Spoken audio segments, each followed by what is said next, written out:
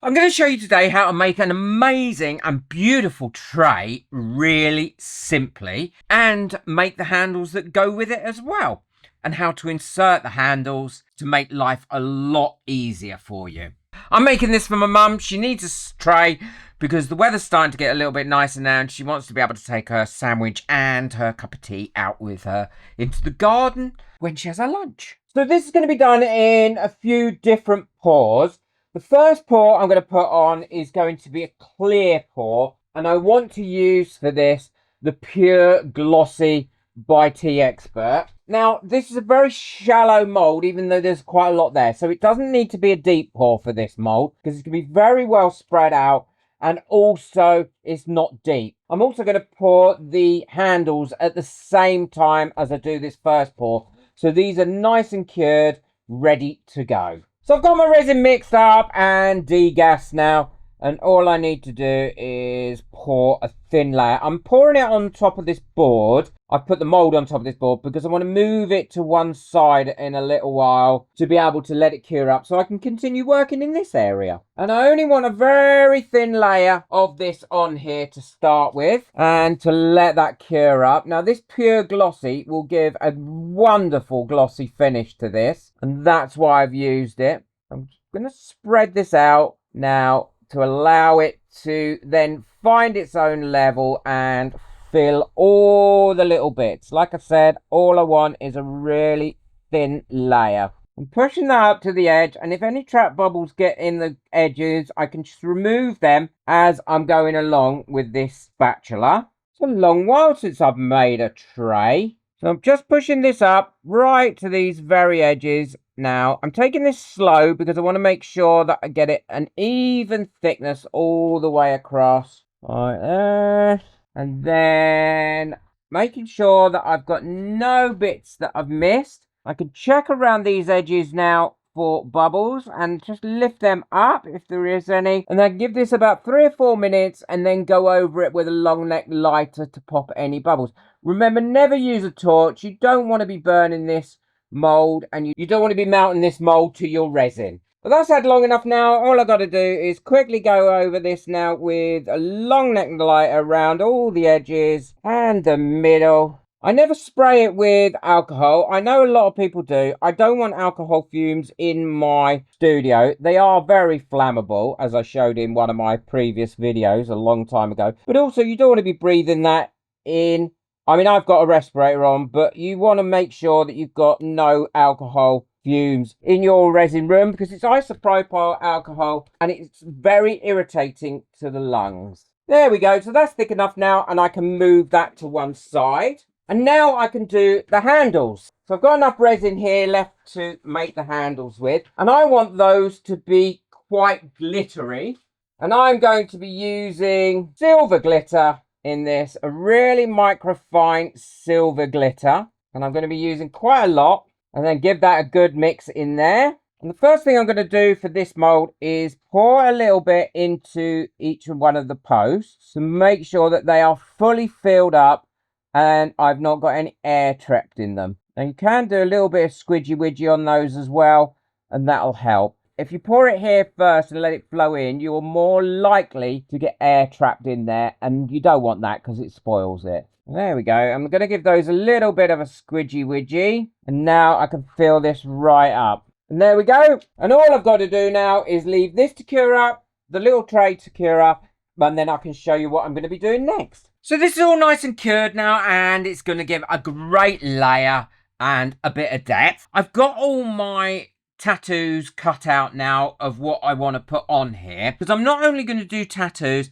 I'm also going to do a trial of a little pattern in the middle as well. So these I'm going to put around the edges like this, obviously not this way up, but this is so I can plan it how I want it to look, and then all I'll do is flip them over. And then having them this way up, I can always move them about if I feel that they need to be somewhere else, or if I like this design. See, I'm not too I think these ones are too long. So what I'm going to do is cut those shorter. I'm going to trim the stems. Oh, that's better, because they came out too far into the design. Oh yeah, that's better. I like that much better. And then I'm going to pop a few of these butterflies around. And this is such a great and very cheap way of decorating things, because the tattoos, I mean, I buy loads of them. As soon as I see them that I like, I buy them. And they're normally really, really cheap. You can get up to 50 of them for like a couple of pounds or dollars. Yeah, I like that. And the handles are cured, so they're ready when I'm ready to do this. So all I now need to do to get this designed, and it's going to be mirrored, obviously, is take off the plastic. Always make sure you take off the plastic and then stick these down. Don't dislodge this resin too much that you've already put on, or break the seal on the sides, because you're going to want that as a nice seal ready for the next bit. And these are slightly adhesive, so they're not going to come off. I recently did some resin bits with tattoo and crinkle plastic. Check that video out. I'll link it at the end of this one, because that is a really great way of getting a good design as well. So I've got my tattoos on there now, and I'm happy with the placement, and all I needed to do was turn that over to check the placement. And now it's a case of wetting these down and then leaving them for about 2 or 3 minutes before I remove the backing. Make sure that you always take the plastic off the front of the tattoo, because if not, it won't stick to the resin and it will stick to the plastic, and then you'll have wasted the tattoo. And I know that because I can't tell you how many times I've done that myself. Don't over wet these. You don't need to over wet them. They just need to be like that sort of wetness. And then leave them until your backing slides off really easily off the actual tattoo itself. And that way you'll get the best results.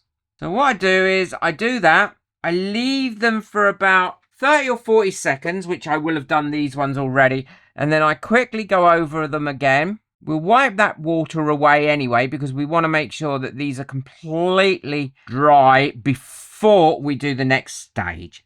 And then you'll get the best results, because resin and water just does not mix well. And then I've got another technique that I'm going to be using on this as well to give it a bit of colour that I think you'll love. Big thank you to all my members as well. You've been so supportive recently, and I hope you've been enjoying the competitions and everything else that's been going on in the group. If you'd like to be a member and benefit from the members only videos, direct contact with me and a lot of other experts, then the link for that is in the description below. There we go. And now all I'm going to do is leave that for about 2 minutes before I do the next stage. So these should be soaked enough now to be able to take off. And all we need to do is pop something under them to move it slightly, release that tension that will be there, and then lift the piece of paper away. So let me show you on a large one. All we need to do is get a bit of air under it, either lift it up like that or slide it away. And there we go, the stickers are there. Now you need to make sure that you cover this at the end with something fairly white, because if not, these will disappear in the resin and you won't get a great effect. As I'll show you how to do that as well. Look at that one. That one's just sliding out like that. Well, I'm all ready now. It's lovely and dry. These are all stuck down really well. They're not going to go anywhere. And now I'm going to mix up the rest of my resin. So I've got my resin all mixed up now. And what I'm going to do is put my alcohol ink down here. And I'm using red and yellow. And I'm just going to put a few drops in other places. And now what I'm going to do is pour my resin over the top of those. I don't want to move it too quickly. I have removed the bubbles from this resin. Now I'm just going to let that do its thing with those alcohol inks and settle in there and get everywhere I need it to be. And it will move those alcohol inks around like that. So now I've got that and that's all poured and it's moved around. I'm going to put my final lot of resin in. This resin is still wet. It's only been here about 10 minutes. Before I put any more resin in, I am going to put some more drops of alcohol on the top like this. And now I'm going to fill it right up to the top by putting my resin in the middle and then drawing some of it through what I've already just put down. And now that is filled right to the very top, what I'm going to do is put my white backing on it. And what I'm going to be using is some white glitter. And all I'm going to be doing is lightly sprinkling this over. And this will stick onto the surface of this. Some will fall through and give it a sparkle, but most of it will stay on the surface of this resin. And it will glue in there perfectly. It won't come off once it's cured. That'll really help everything to be very visible. All the colours and all the tattoos as well. There we go, that'll do. And now what I can do is leave this to cure up. Well, this is all nice and cured now, and I can demold this. And like I said, that glitter now is not going to go anywhere. There we go. You can see now how pretty that has come out. And I like the way that the colours have blended in, and the glitter some of it has fallen through, but most of it has stayed on the back. And you can see all the tattoos that have come out there. I maybe shouldn't have put that circle in the middle. Maybe I should have left that one, but I don't mind it. I like it. I think it's come out quite nice. And so have the handles. And due to the squidgy widgy look, there is no bubbles in there. So we do need to put those handles on. And what I'm going to do is show you a quick way of putting these handles on. If you don't want to put the handles on, you don't have to. But I think look how glossy that is as well. I mean, this is why I love that pure glossy. I mean, it is a pain in the neck for recording because it reflects everything all the time on it. But it is a really beautiful glossy resin. It's brilliant for jewellery and things like that. Look at how glossy that is. So what I'm going to do is take a permanent marker here and mark the middle of each one of these handles, the posts that come down like that.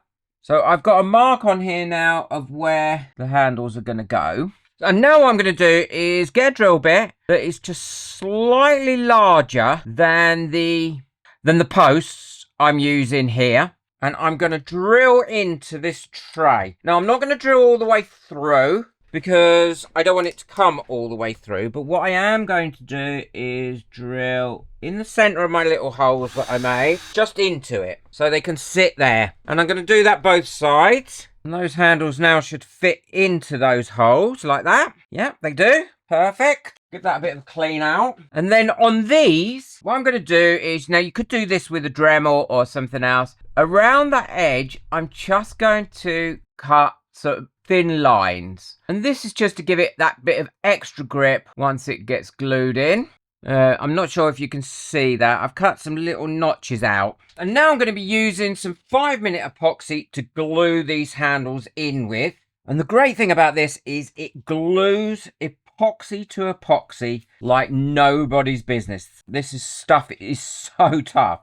And it cures up really, really quickly. Now this stuff stinks, so make sure that you've got a mask on and gloves in the same way that you would for using normal epoxy. It's a 1-to-1 and it doesn't take long to mix up at all. Then what I'm going to do, put that inside these little holes that I've drilled, not filling them right to the top because we don't want that. And then all I'm going to do, push my handles in right the way down, clean off my stick, and then go around the edge with a wipe, clear away any excess that's come out. There we go. I'll do the other one exactly the same.